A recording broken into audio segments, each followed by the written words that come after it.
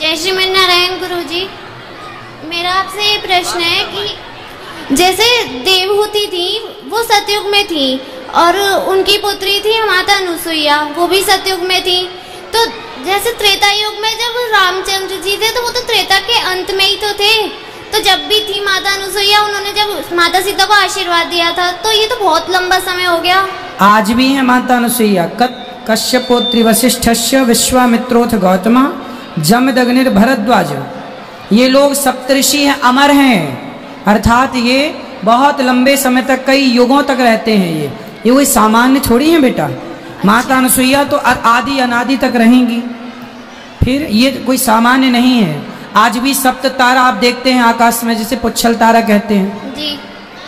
तो ये 7 ऋषियों के सप्त तारा, उनमें एक माता अनुसुईया। कश्यपोत्री, कश्यप, अत्रि, ये सप्त ऋषियों में कश्यप, अत्रि, वशिष्ठ, ये सब लोग आते हैं, ये अमर हैं। अच्छा, और गुरुजी जैसे आप बताते हैं जन्म और मृत्यु ये भगवान के हाथ में है, ये हमारे हाथ में नहीं है।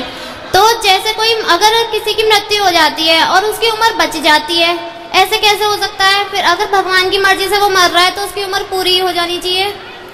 देखो, भगवान की मर्जी से तो जब मरेगा जब वो अपनी मौत से मरेगा, लेकिन आप जबरदस्ती ट्रेन के आगे लेट जाओ, जबरदस्ती कोई फांसी का फंदा गले में डाल के झूल जाए, तो भगवान तो नहीं कह रहे कि तुम फांसी का फंदा डाल के झूल जाओ।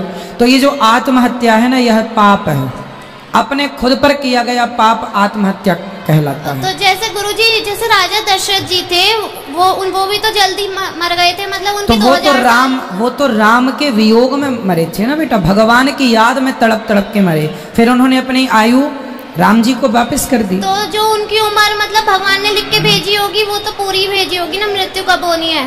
देखो, जो लिख के भेजा था वही हुआ दशरथ जी के साथ, वही लिखा था। तो ये लिखा होगा कि वो पहले मर जाएंगे समय से। बिल्कुल, इसलिए। लेकिन दशरथ जी ने आत्महत्या तो नहीं की ना। हाँ। आत्महत्या करना पाप है।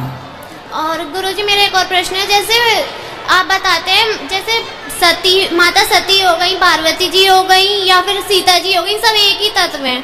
तो जब माता सती रामचंद्र जी के सामने सीता जी का रूप धारण करके आई तो वो सीता जी तो हो गई, तो रामचंद्र जी ने उन्हें माँ कह के संबोधित करा। हाँ, तो लीला के लिए तो 2 बनी है ना, आप वैसे एक ही है वो। लीला के लिए तो देखो, ब्रह्मा विष्णु महेश तीनों एक शक्ति हैं, तो लक्ष्मी पार्वती और सरस्वती भी एक तत्व है। लेकिन उस समय वो लीला थी और लीला में वो उन्हें अपनी माता मान रहे हैं, तो लीला में हम आपको माँ कहें तो फिर जैसे माँ कहें उसे पत्नी के रूप में स्वीकार कैसे करें? तो उस समय वो सीता जी के रूप में थी जैसे। हाँ, पर शंकर जी तो उन्हें माता मानते ना, पार्वती सीता को, और वो माता का रूप बना ली पत्नी होकर के, तो शंकर जी ने स्वीकार नहीं किया फिर। अच्छा, और गुरुजी जैसे आपने जो पुस्तक लिखी है, मैंने ये पुस्तक पढ़ी थी, इसके पेज नंबर 6 पे जैसे जो श्लोक दे रखा है उसमें उसका अर्थ दे रखा है। जब अर्जुन कृष्ण जी से ही कहते हैं कि मैं किसी की हत्या नहीं कर सकता, मुझे पाप लग जाएगा हत्या का, तो कृष्ण जी उनसे ये कहते हैं कि आत्मा नहीं मरती, सिर्फ शरीर मरता है। आत्मा को तो मरना मतलब वो अपराध बोध ही नहीं कहलाएगा, तो फिर किसी को हत्या कैसे लगती है? अगर मतलब किसी को मारना पाप नहीं हुआ तो? नहीं, मारना पाप है। वो स्थिति क्या थी, वहां धर्म युद्ध चल रहा है महाभारत का। हाँ, उस महाभारत के युद्ध में अर्जुन बोल रहे हैं कि मैं युद्ध नहीं करता, मेरे सामने पिताजी खड़े, दादाजी खड़े हैं, लोग खड़े हैं, मैं कैसे युद्ध करूं? उस समय युद्ध ना करने का संकल्प अर्जुन ने लिया, तो युद्ध कराना था, क्योंकि पापी का अंत तो करना था। हाँ, तो अर्जुन को समझा रहे हैं भगवान कि देख, मरता कौन है? शरीर। हाँ। आत्मा कभी नहीं मरती। यदि तू ये सोच रहा है कि ये तेरे मारने से मरेंगे, तो तेरे मारने से कोई ना मरेगा, लोग तो मरेंगे अपनी मौत से, तो निमित्त बन जाएगा अर्जुन, आत्मा कभी नहीं मरती। तो फिर अर्जुन को तो शायद दूसरा जन्म मिला था दोबारा से पश्चाताप करने के लिए। ठीक, तो वो उनको मतलब हत्या लगी थी इसलिए नहीं कोई। देखो, अर्जुन ने जो काम किया वो भगवान की इजाजत से किया। हाँ। और भगवान की इजाजत जो थी वो किया, तो वो धर्म है, इसलिए जो किया सब सही है। अच्छा, और गुरुजी जैसे आप कहते हैं कि जात पात में नहीं पढ़ना चाहिए, जैसे लोग आजकल सब अपनी जाति पे ही बहुत गर्व करते हैं कि हमारी जाति है, हमारी वो है, और ऐसे ही अब भगवान के लिए भी करने लगे हैं। जैसे जन्माष्टमी आती है तो लोग स्टेटस डालते हैं हैप्पी बर्थडे यादव जी, ऐसे ही राधाष्टमी आती है तो हैप्पी बर्थडे गुजरी। मूर्ख लोग हैं ये, जो भगवान को भी जातियों में बांट दें, वो मूर्ख हैं। इन मूर्खों का क्या है? इन मूर्खों से परेशान ना होइए, समाज में अच्छे लोग हैं तो मूर्ख लोग भी हैं, कहाँ जाएंगे? गुलाब है तो कांटा भी होगा। तो समाज में ऐसे लोग बहुत हैं गुरुजी। तो मूर्खों की संख्या बहुत है, बात सही।